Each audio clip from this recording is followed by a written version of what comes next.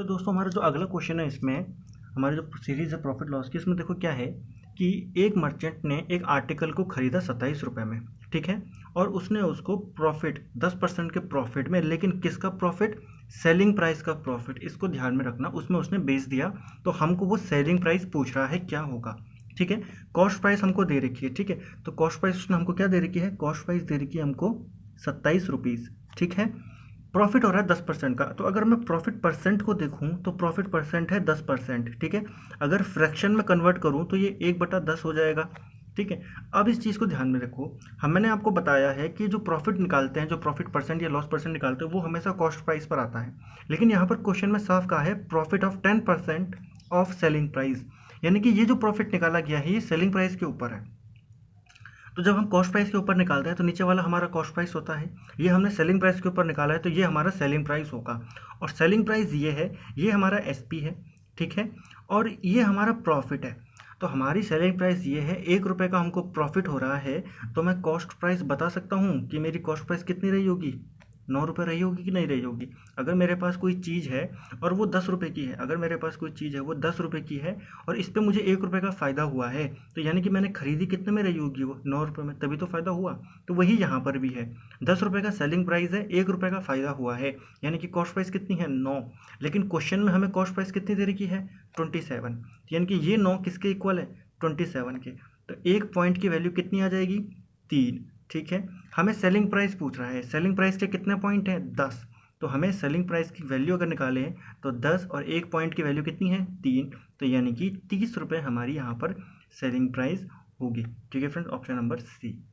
तो ये ऐसे क्वेश्चन हमको ऐसे में करने होते हैं, ठीक है। हमें केवल क्या रखना था? प्रॉफिट परसेंट देखना था कि कहाँ से उसने निकाला है। सेलिंग प्राइस से निकाला था, तो बस यहाँ पे हमें थोड़ा सा ध्यान रखना है कि 10 रुपये का सेलिंग प्राइस है, 1 रुपये का प्रॉफिट हुआ है, यानी कि हमारी जो कॉस्ट प्राइस होगी वो 9 रुपये होगी, और उस 9 रुपये को हमने जो हमें क्वेश्चन में दिया गया है उसके इक्विवेलेंट रखना है और वहाँ से वैल्यू निकालनी है।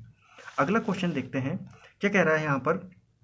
Selling price of an article is 8/5 times of its CP, ठीक है। तो जो सेलिंग प्राइस है वो कॉस्ट प्राइस का 8/5 गुना है, 8/5 गुना है, बस ये लिखना था।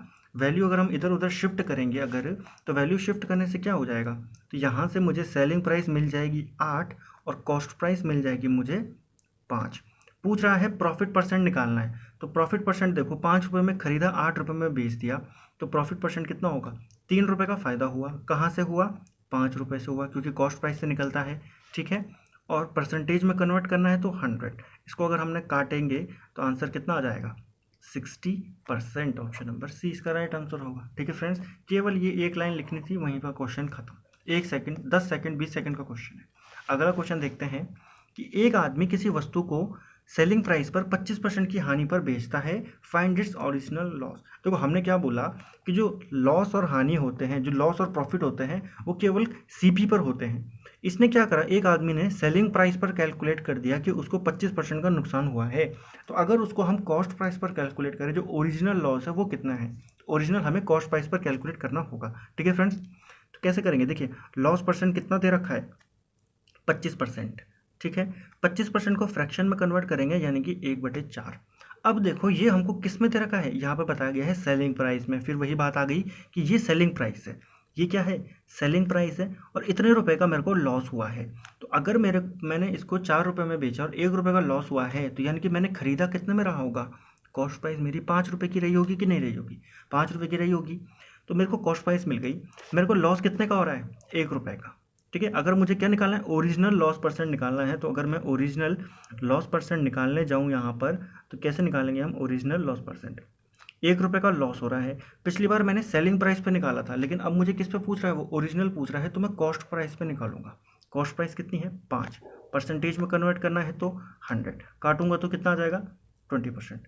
तो ओरिजिनल लॉस कितना था हमारा? ओरिजिनल लॉस यहाँ पर 20% था। केवल हमें वही कॉन्सेप्ट था कि हमें यहाँ पर क्वेश्चन में वो बताएगा कि किसके ऊपर है, कॉस्ट प्राइस के ऊपर है कि सेलिंग प्राइस के ऊपर है, ठीक है। तो हमने सेलिंग प्राइस पे निकाला था, जिस बेस पे हम निकालते हैं वही हमारा ये नीचे वैल्यू दी होती है।